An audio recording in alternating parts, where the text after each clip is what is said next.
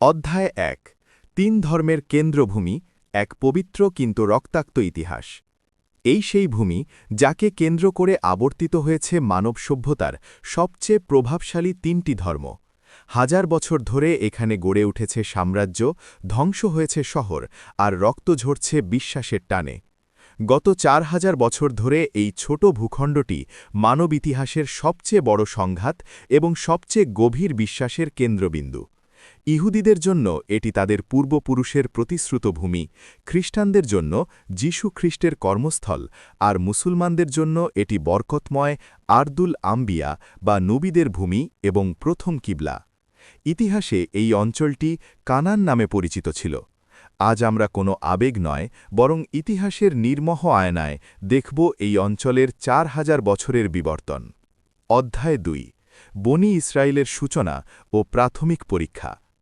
ইতিহাসের শুরু হয় হজরত ইয়াকুব আলাইহিসসালামকে দিয়ে যার হিব্রু নাম ছিল ইসরায়েল তার ১২ জন পুত্র থেকে জন্ম নেয় ১২টি গোত্র যারা ইতিহাসে বনি ইসরায়েল নামে পরিচিত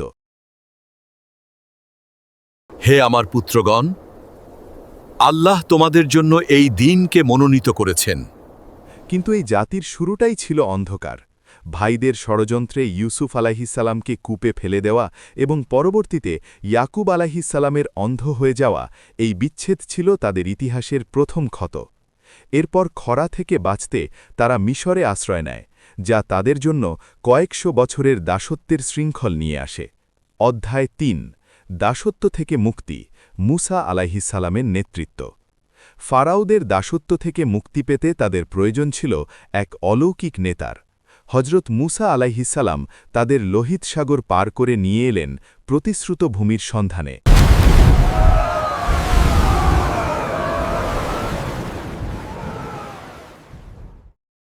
কিন্তু বনি ইসরায়েল ছিল এক অবাধ্য জাতি সাগরের অলৌকিক নিদর্শন দেখার পরও তারা সোনার বাছুর পূজায় মত্ত হল শাস্তি হিসেবে আল্লাহ তাদের ৪০ বছরের জন্য মরুভূমিতে পথভ্রষ্ট করে দিলেন এক প্রজন্ম মরুভূমির বালিতেই শেষ হয়ে গেল কিন্তু তাদের হৃদয়ের অবাধ্যতা দূর হল না অধ্যায় ৪ প্রথম মন্দির নির্মাণ স্বর্ণযুগ ও পতনের শুরু ১০০০ খ্রিস্টপূর্বাব্দ বনি ইসরায়েল অবশেষে তাদের শ্রেষ্ঠ সময় খুঁজে পায় রাজা দাউদ ও সুলাইমান আলাইহিসসালামের আমলে সুলাইমান আলাইহিসসালাম নির্মাণ করেন প্রথম মন্দির কিন্তু এই গৌরব দীর্ঘস্থায়ী হয়নি সুলাইমান আলাইহিসসালামের মৃত্যুর পর রাজ্য ভাগ হয়ে যায় ৫৮৬ খ্রিস্টপূর্বাব্দে ব্যাবিলনের রাজা নেবুকাদ নজর এসে মন্দিরটি গুড়িয়ে দেন এবং ইহুদিদের শিকল পরিয়ে বন্দী হিসেবে ইরাকে নিয়ে যান এটি ছিল তাদের প্রথম বড় নির্বাসন অধ্যায় ৫ দ্বিতীয় মন্দির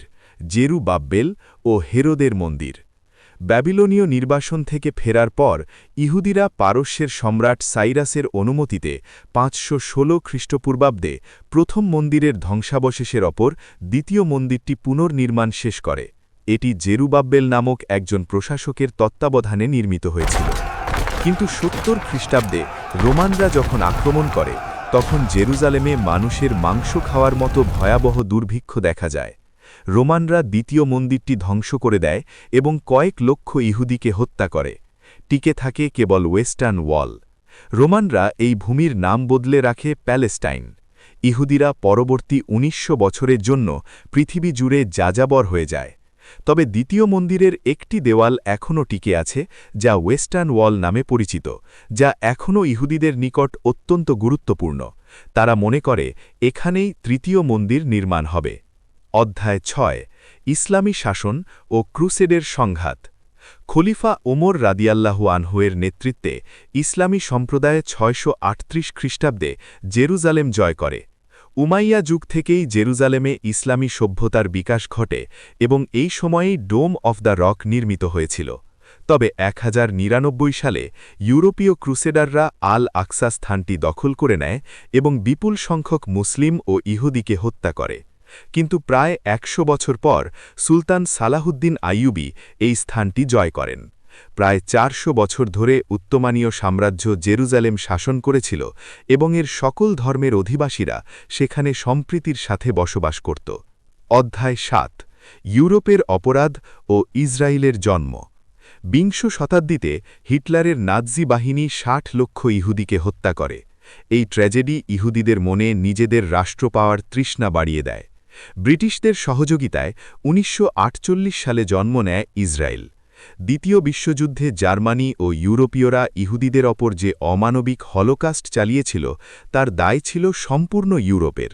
কিন্তু ফিলিস্তিনিদের দাবি, ইউরোপ তাদের নিজেদের অপরাধবোধ ঘোচাতে ফিলিস্তিনিদের পৈতৃক ভূমিকে উপহার হিসেবে ব্যবহার করেছে। অর্থাৎ অপরাধ করল ইউরোপ, আর তার শাস্তি ভোগ করতে হল কয়েক হাজার বছর ধরে এই মাটিতে বাস করা নিরপরাধ ফিলিস্তিনিদের। অধ্যায় ৮, নাকবা ও জাতিগত নিধনের অভিযোগ। পরিকল্পিত জাতিগত নিধন। ১৯৪৮ সালের ঘটনাটি কেবল একটি যুদ্ধ নয়, এটি ছিল একটি সুপরিকল্পিত এথনিক ক্লিনজিং বা জাতিগত নিধন।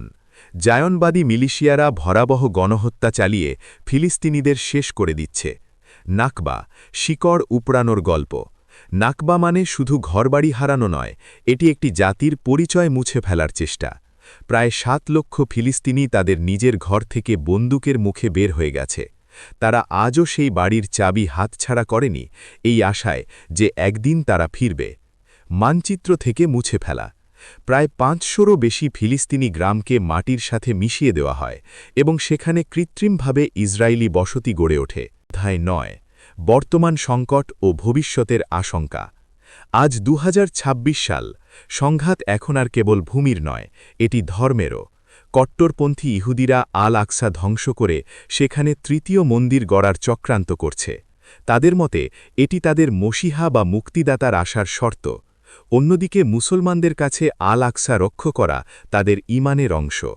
৪০০০ বছর আগে ইয়াকুব আলাইহিসসালাম যে সন্তানদের নিয়ে যাত্রা শুরু করেছিলেন, আজ তার উত্তরসূরি এক পারমাণবিক যুদ্ধের দ্বারপ্রান্তে দাঁড়িয়ে আছে। ইতিহাস কি বারবার নিজেকে ফিরে পায়? যারা একসময় দাস থেকে পরিণত হয়েছিল এবং যাযাবরের মতো ঘুরেছে, আজ তারাই অন্যদের ভূমি দখল করছে। ৪০০০ বছরের এই ডার্ক হিস্ট্রি আমাদের শেখায়, ঘৃণা কেবল ধ্বংস ডেকে আনে। জেরুজালেমের এই মাটি কি কোনোদিন শান্তি দেখবে, নাকি তৃতীয় মন্দিরের ধ্বংসাবশেষেই লেখা হবে মানবজাতির শেষ অধ্যায়?